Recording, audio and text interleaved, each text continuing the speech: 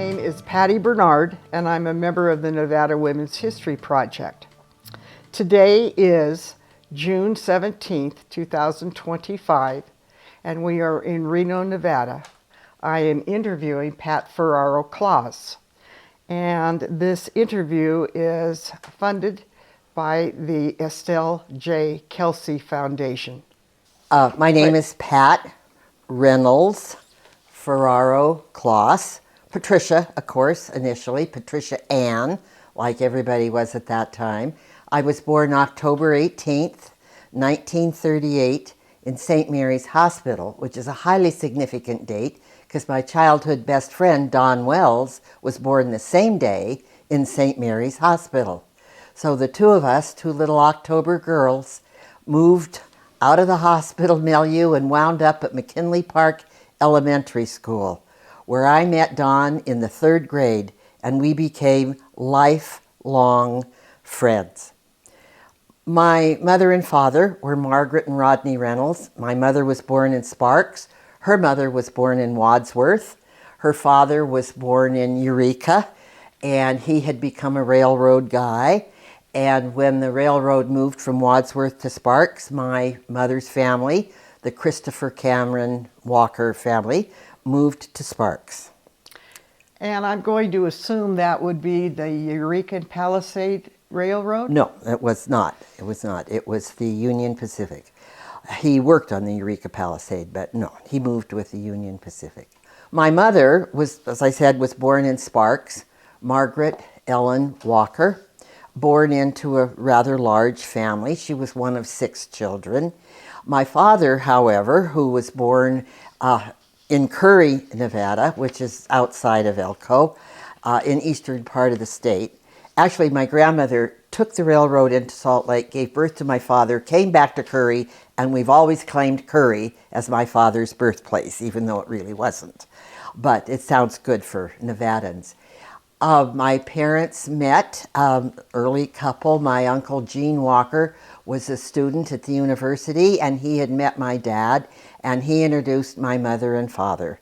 They were married in Sparks and went to Yerington at the beginning of their lives. My father was working for the highway department, and so I was conceived in Yerington, Nevada. Many years later, I wound up teaching in Yerington, Nevada. But my childhood began at the Silver State Lodge Motel. My grandparents had bought that, Earl and Leon Reynolds. They had moved from Elko into Reno, bought the motel. When my father came home from World War II, he and my mother bought the motel from my grandparents, built a house at the back of the motel, and that's where I lived as a little kid. I went to McKinley Park Elementary School, 2nd and 3rd, 4th grade. By 5th grade, my family moved to Southwest Reno. And so Don Wells was still my very good friend, but because I now lived in a neighborhood instead of at the back of a motel, I developed all kinds of close friends within the neighborhood.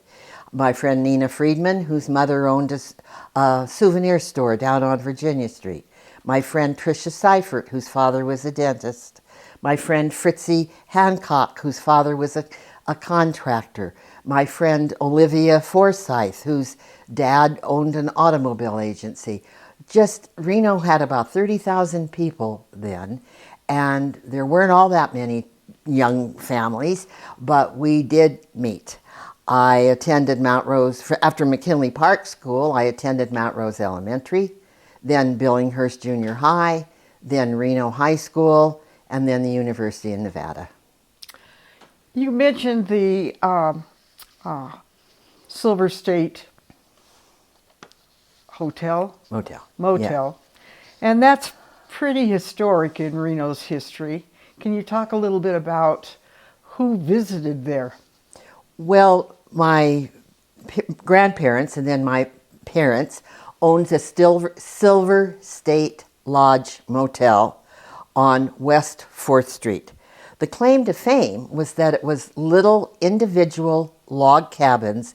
Each cabin had a kitchen. It was very, very popular with entertainers. Bing Crosby stayed there. one of my early claims to fame, although I don't remember it, was being picked up and swept off of the lawn into the arms of Greta Garbo. And my mother came roaring out of the office and thought I was being kidnapped. And then she realized who was holding me. So it was a very interesting moment in family history. But the motel appealed to all kinds of people who wanted to stay there. I remember a man by the name of Mr. Laraya, who was first violin for the San Francisco Symphony. He came every summer. He and his wife stayed 2 weeks, and he practiced that marvelous violin out on the front lawn of the motel. It was a wonderful thing. But all kinds of more minor type entertainers stayed there. However, the Sons of the Pioneers stayed there during rodeo time. Trying to think of others. I often asked my dad, did you keep the registers where these famous people signed? Well, no. He said every 3 years I got rid of all the old stuff. Anyhow, it was a very interesting and important motel. Why do you suppose that a lot of those individuals came to the motor court rather than staying in one of the major hotels? Well, because they had a kitchen. They were individual. Each little cabin was individual. They were not hooked together. They could walk there. They could rest late. They could sleep anytime they wanted. So kind of a sense of privacy. Oh, a definite sense of privacy. Each little unit was somewhat like a little apartment. Were there any individuals in your early life that really made an impact on you later on? Oh, people who influenced my life. One of the people I loved, two teachers that I loved the most. I loved Miss Lena Juniper, our third grade teacher, and I think Miss Juniper was one of the people that gave me a love for books. She read to us every day. She had a wonderful voice. And I think her choices were really good. And I think that was the beginning of my life as what was later a literature major at the university. She was very important. And another one was the teacher, Miss Lucille Bird. And her husband was on staff at the university. She was unique, individual, kind, loving. There were never any discipline problems in her room, so she ran a good ship. I think she was maybe one of the reasons that I got into education. And what grade did she teach? Sixth. She taught sixth grade, yes. Were there any in your high school that were important in your life as you got older? I will say attending Reno High was probably as lucky as you could get as a high school student.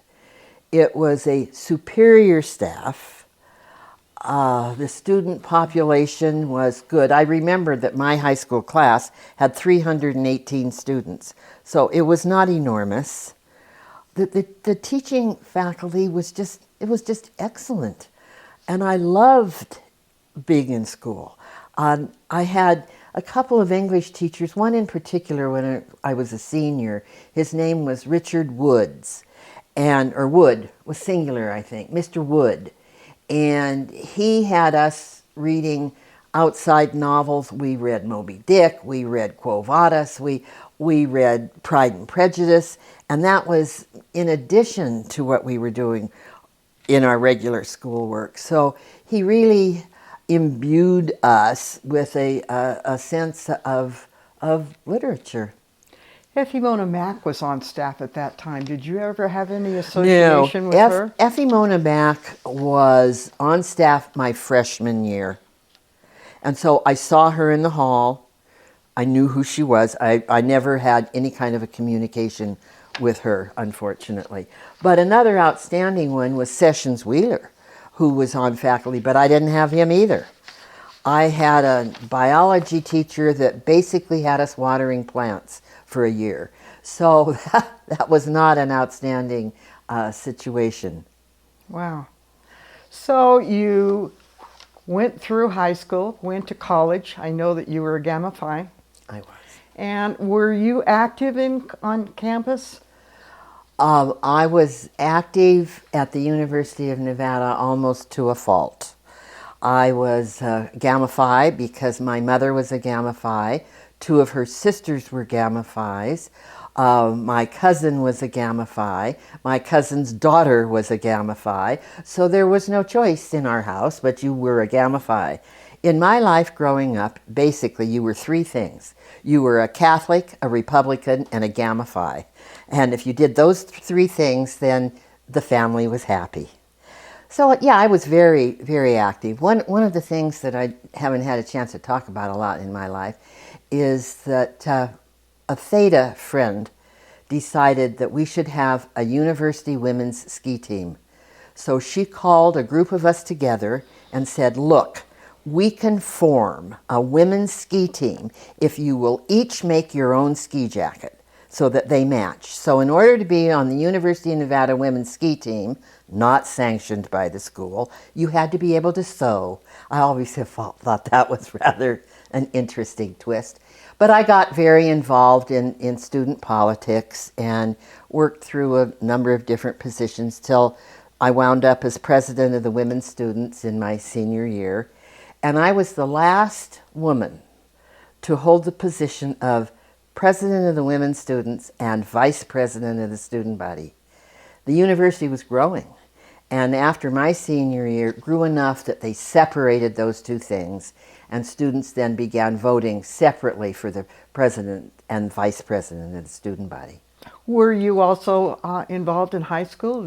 Have you always been involved in school activities? I've been involved my entire life. It didn't matter where I was or what I was doing, somehow So you I was were an always early involved. activist. Yeah. I'm early involved. I wasn't always an activist, but I've always been involved in stuff because I really love people. And you graduated and then married. I graduated 2 weeks after. I married 2 weeks after graduation, yes. And you married? I married Bob Ferraro from Paradise Valley, Nevada.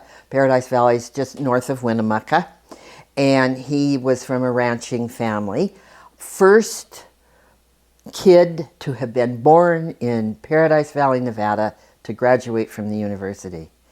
And he had a master's degree in agronomy and range management. And so he took a job with the university as an agricultural extension agent. We married, moved to Fallon. And he was the assistant agricultural extension agent in Churchill County, and I taught at Churchill County High School. Now, if you want to talk about people who have influenced your lives, that's where it began. The librarian was Bird Wall Sawyer, Grant Sawyer's stepmother.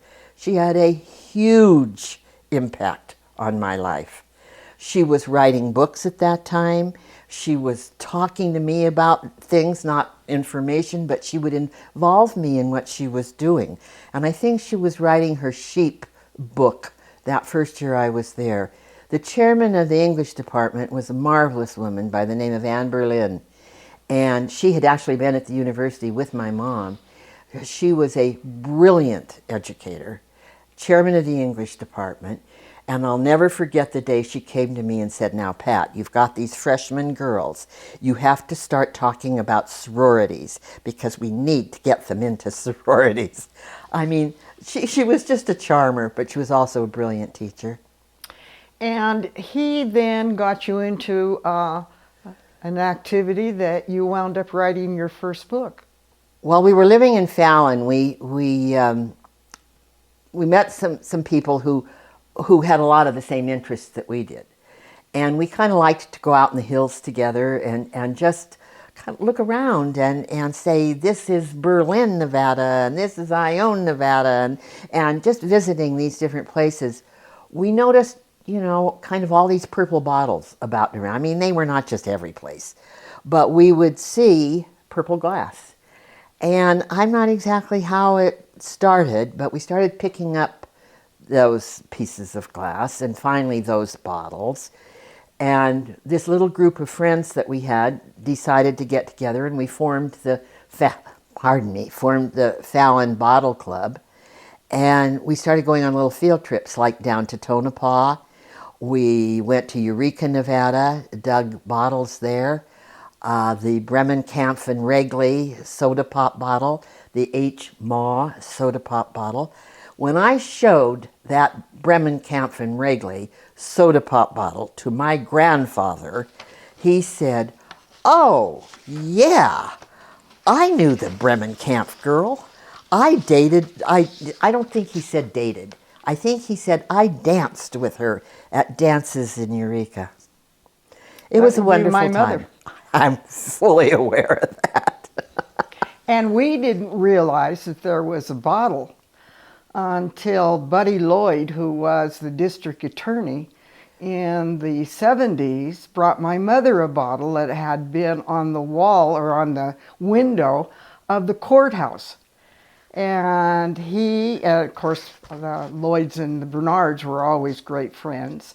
And he said, "I thought you should have this." And that's the first time that we knew of the Bremen Kampf and Wrigley bottle. So it's kind of a round robin on that. It's, your brother and I talk about this a lot. And so not only did you write the first book, but Oh, yeah, we collected all of these bottles. And I can remember it was June of 1961. It was our wedding anniversary. It was June 25th, 1961. We're with these friends up in Virginia City. And somebody said, "I wonder where the Virginia City dump was," because by now we'd been to the Tonopah dump. And so we did locate that, and we began digging bottles in the Virginia City dump. Bob Ferraro and I took 110,000 bottles off of the Virginia City dump. wow, Some of them were nothing, you're right. but some were wonderful. Right? Did you get a right bottle? No, but we did dig some of the medicinals from different druggists in Virginia City and other places as well. But as we started this bottle thing, and it just grew, it was just like Topsy. It just kept growing and growing, and we had more bottles and more bottles, and now we're going to Sacramento because there was a big bottle club down there, and they had programs and shows, and we're trading, and we kind of started selling. And I said, "Bob, I really think we ought to make a book out of this." And because I had this English teacher background, we started working on it, and we started researching. And you have to remember, that's long before computers. So research involved writing letters to people. If there was some raised letters on a bottle and it said a name of a city, you'd try and track that down. You'd go to the Washoe County Library and try and find telephone books where you might find some of this stuff. And so we began collecting information. And after about 3 years, I started writing the first book, which was called The Past in Glass. And we were selling it ourselves, of course. We had it published in Sparks. We paid for that. And at Western Publishing Company, it was called. But they were not publishers. They were just printers. And then we wrote the second book, A Bottle Collector's Book. Catchy title, isn't it? And we sold, I don't know, something in excess of 25,000 books. Wow. I mean, because we went through printing after printing after printing, because people were doing this across the United States. 2,500. We made $25,000 altogether on that, I remember. Because Bob Ferraro worked for the University of Nevada, he had a lot of contacts, and one of his college professors contacted us and asked us if we would be interested in going to work with United States Agency for International Development, USAID. And Dr. Joe Robertson was with them in Africa, so in Kenya. So we applied. He said, "There's an opening here." So we applied. Bob applied for that job. He did not get it. But then our name was in the mix with USAID. So they kept contacting us. And finally we accepted a job in Lahore, West Pakistan. So in 1966, we took our 3 little children, Christy, Greg, and Tacy, and moved to Lahore, West Pakistan. It was wonderful. I had 5 servants. I wasn't doing everything myself. So we were there for 2 years. We came home from Pakistan back to Lovelock and realized our marriage was a failure. And so I moved on with the children to Yerington, Nevada. And I taught 2 years in Yerington. And then I was offered the job as the librarian at the high school in Lovelock. And the children and I all agreed, let's go back to Lovelock. That's where so many of our friends were. So we went back to Lovelock for 2 years. And then I thought, I don't want to stay here any longer. I've done this small town thing. So now it was time for us to move back to Reno. So I actually moved to Sparks. We lived with my parents for a while. I began substituting in the school district, ultimately bought a house because I sold the house we had in Yerington. And I was with Washoe County School District then, first as a substitute, then as the librarian at Swope Middle School. Then I opened McQueen High School and retired from McQueen in 1998. But you wrote a book about Lovelock or Churchill County. Oh, I wrote, yes, but in 2015, Patty, when my good friends when I lived in Lovelock were Deanne Monk Davidson, who lived behind me, Gloria Fundus, who lived down the street, and Linda Quillisi, who lived next door, Linda Kilfoyle, who lived next door. When Pershing County was about to turn 100 years old in 2017, I could have that date wrong. Anyhow, we won't hold you to it. I contacted Jane Fundus Torres, Deanne Monk Davidson, and Linda Kilfoyle Quillisi.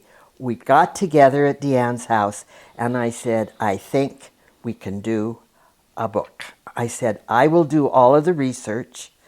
Linda did original drawings that were just wonderful. And Deanne had already had a small photography business. And I said, Deanne, of all of Pershing County, how many images do you think you have of the whole county? Well, now with digital cameras, she said, I have 5,000. So, okay. So we spent several gatherings going through photos and selecting the ones we wanted. Then we said, okay, Jane, write the introduction. Because Jane was the only one born in Lovelock. The rest, Deanne was born up actually in Winnemucca. Linda was born someplace else, I can't remember where, and of course I was born in Reno. So Jane did that introduction, and the 4 of us had this wonderful book called Pershing County, 100 Years. It was one of the most glorious times. We would all say that, all 4 of us, that we spent together. It was excellent. So you moved to Reno, and somewhere in the early 80s, you were at McQueen by this time? Opened it in 82. 82. And you were interested in Reno per se, neighborhoods, and you started walking tours. Well, I had already begun teaching Nevada history in a couple of different ways. And so through that, my real interest was Nevada history. But I could see that Reno was changing and we needed to do more about Reno history. And I had been, just on my own, doing lots of walks. And then I was asked if I would do something for a fundraiser at McQueen. And I said, well, what if we sold tickets and I'll do a walking tour? And so we did that for the scholarship committee. And then I took a government class. The teacher said, these kids don't know one damn thing about their hometown. So we started taking the government classes on walking tours, and one thing led to another. And the next thing you know, Senator Richard Bryan is asking me to go on a statewide preservation board of directors. It was called Preserve Nevada. It's still very much alive. I'm a member. So I went on the board of Preserve Nevada, and then during Historic Preservation Week, which is a national event, I started doing walking tours, sort of with the Preserve Nevada group, and anybody who wanted to come, and we didn't charge anything. I never charged anything other than that first making some money for the scholarship committee at McQueen. So I led walking tours for 4 or 5 years, and then I met 3 women who were as interested in historic preservation as I was: Cindy Ainsworth, Nancy Holmes, and Sandy Saunders. They all worked at the Auto Museum, and they said, you know what, we love what you're doing, let's get together. And so my husband and I invited 6 people to join us on our patio, and we started Historic Reno Preservation Society. In the meantime, during my time at McQueen, I had remarried. I married Mike Klos, who was the head of what's it called? Psychological service. Yeah, he was the head of psychological services for the Washoe County School District. So he was in charge of all the psychologists and all of the school counselors. And Mike and I, we were just meant to be together. We had so many of the same interests. He loved the historic preservation stuff, and he's a bilingual psychologist. So he got me to begin studying Spanish. We did a sabbatical year in San Sebastian, Spain, where I took Spanish every single day, which was really hard, but I did it and I survived. Thank God for the good Spanish wine. We've traveled extensively in Mexico and South America because of the Spanish language. So that part of my life has been really rich. I knew that you had come and gone and done quite a bit of research with the Nevada Women's History Project. Can you speak a little bit about when you joined and what you did with Jean Ford? Oh, well, Jean Ford went on a walk with me during Historic Preservation Week. And during the walk, she came up to me and she said, Pat, this is lovely to have this walk. However, you need to form an organization. And it was Jean who planted the seed in my mind that we needed to get organized and really do something. But I had met Jean Ford through Nevada Women's History. I never was really very active in that. I did a few things because one of my good friends was with the Nevada Women's Fund, which the Women's History Project was initially an adjunct of that, my friend Fritzie Erickson. And I was also doing living history presentations as Jane Lake, the wife of the so-called founder of Reno. And so these things began to kind of dovetail together. And you have to remember, computers were not happening during a lot of my library years. And students would come to the library and say, I need to do history on some Nevadan for my class. And well, there just wasn't anything about women. If they wanted to do something about Kit Carson, they could have all they wanted, but nothing about women. So I thought, you know what? I need to write the book.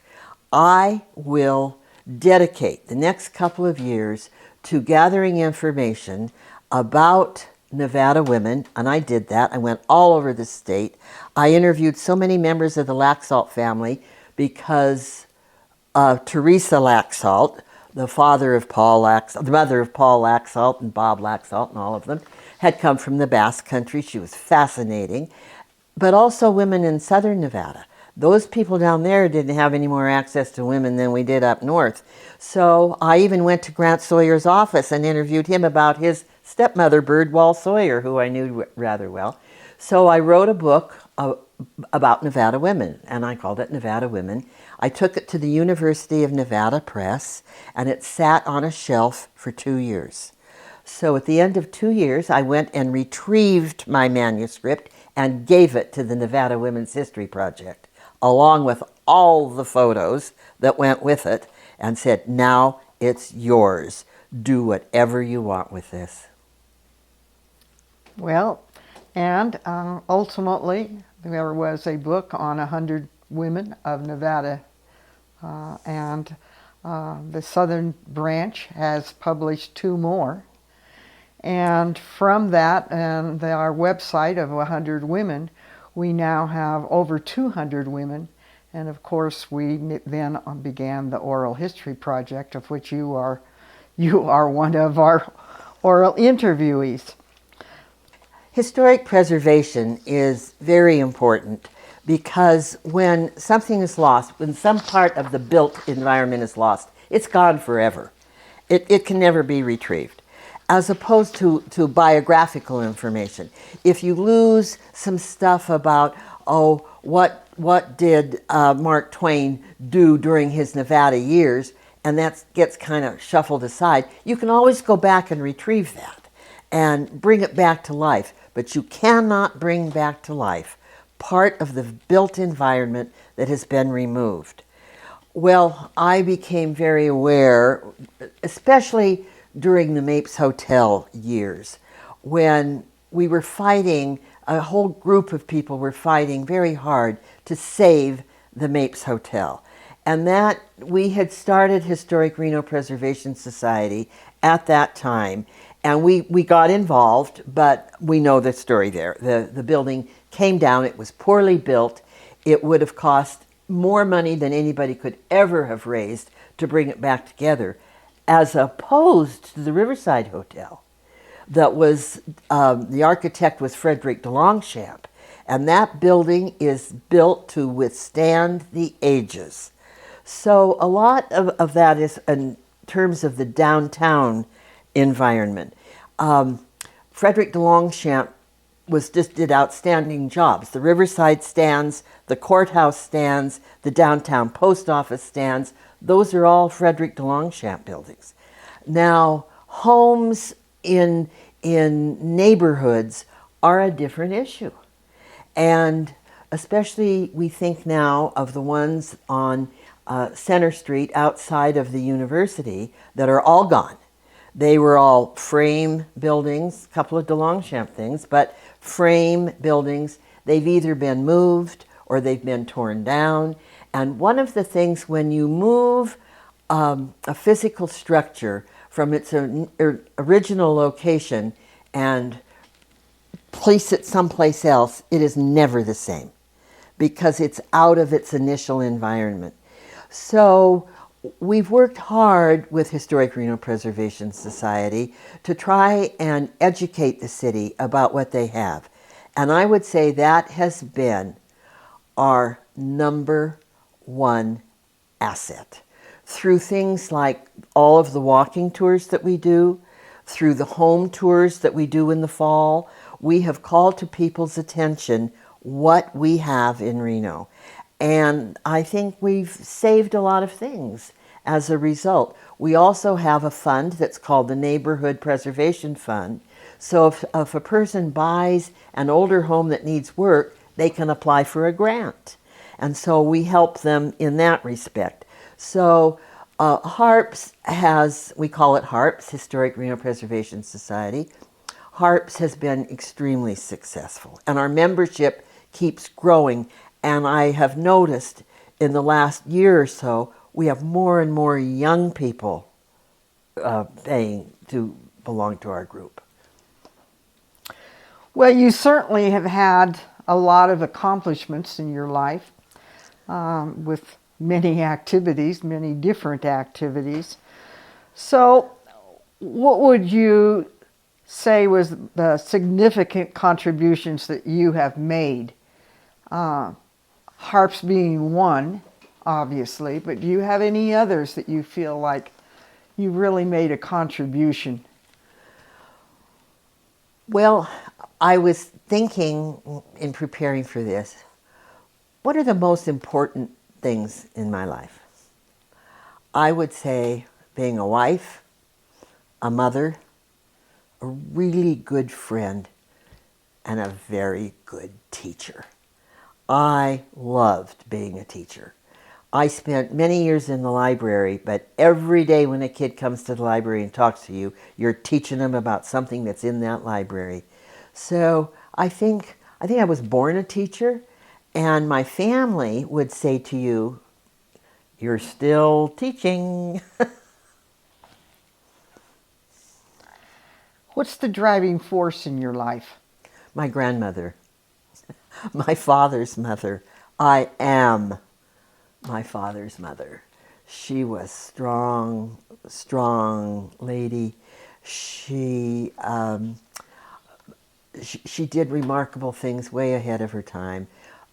Whenever I go to Elko and I go by the courthouse there, I realize my grandmother, my father's mother, Leon Reynolds, planted every one of those shrubs around that building. So she was doing things like that when most other women were not. And I spent lots of time with her as a child, and I am my grandmother. Reincarnated. Oh, yes. Did you meet any failures along the way that you feel were building your character or made an important decision in your life? Yes, I think there have been a number of Character builders?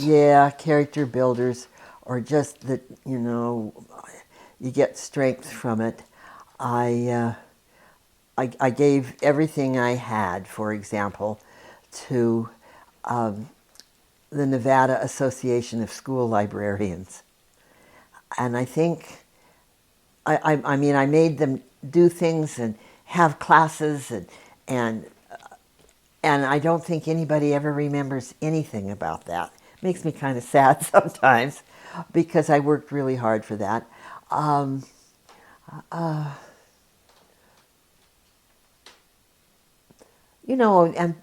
Patty, you were a teacher. Not every year, every kid is successful. There are some failures there that you're very sorry about. And sometimes you're assigned a class that you probably never should have taught. You weren't the right one for that class. And I've had some failures along that line. I tried for a number of years to become a school principal, and I never made the grade. And in retrospect, I am so glad, because I did other things instead, like harps. And what would you consider your greatest successes in teaching? My geography students who went on to major in geography. I thought, oh, really? And then in just recently, just within the last week, our dear friend Frank Mullen said he went to a restaurant with his wife Susan, and the manager of the restaurant said, "You're Frank Mullen. I remember when you came to Mrs. Kloss's history class." I thought, oh, the kid remembered. So, yeah, there are some very odd rewards that pop up now and then. So you've had a pretty remarkable life. How would you like to be remembered? As I said, as a good wife, mother, friend, and teacher. And what do you know now that you wish you would have known 40 years ago? 40 years ago, I wish I'd majored in geography. I loved it. So that's a passion. Oh, it's a passion. I think I am a cultural geographer. And the fact that my husband, Mike Klos, encouraged me to become a Spanish speaker. I am a minimal Spanish speaker, but it's one of the great accomplishments of my life, that I can talk to the people who come and do some work at our house, that I can go to various places in the Spanish-speaking world and get by, that I am very proud of the fact that I have achieved that, minimal as it is. I am somewhat of a Spanish speaker. And that's marvelous, because that does open. It's not easy. That does open worlds Oh boy. for you. Oh boy. Who do you see carrying on harps, which would be probably your greatest legacy as far as organizations? Do you feel that as... Oh, I see a whole cadre of young men stepping up to run harps. I thought at one time we were in danger of becoming a society of little old ladies, and that wasn't going to go anyplace. And then people like Sharon Honigbear and Joy Orlich, they appeared on the scene and they revitalized it, and we now have more men on the harps board than we have women, and I find that very encouraging. Have you done it all, or are there goals still that you want to accomplish? Always there are goals. There are some things I'd like to do a little more writing. I'm starting on a little tiny project. It just kind of started this morning, as a matter of fact. I have, in recent years, written quite a bit of poetry. I don't know if it's really poetry, if it's doggerel, but I do that, and I'm kind of satisfied with it, and really I'm not selling it, so I'm the only one that has to be satisfied with it. I've written poems about my grandchildren. I have 8 marvelous grandchildren. I am so blessed, and I think they like it. So, in this life of yours, what would you perhaps say to someone who has a passion for achievement but is just starting out in a career? Well, when you reach the stumbling blocks and you fall in your new career and you're wondering if you should continue, especially if you've chosen a career in education, I would say don't give up. And many of the young people that I talk to who have gone into education, they pretty much like what they're doing. It is their time in the classroom, not my time. It is not the same for new teachers as it was for me as a new teacher. And they have to work within the milieu that of their environment, and they can't give up. So as we conclude this interview, what have I not asked you that you would like to include?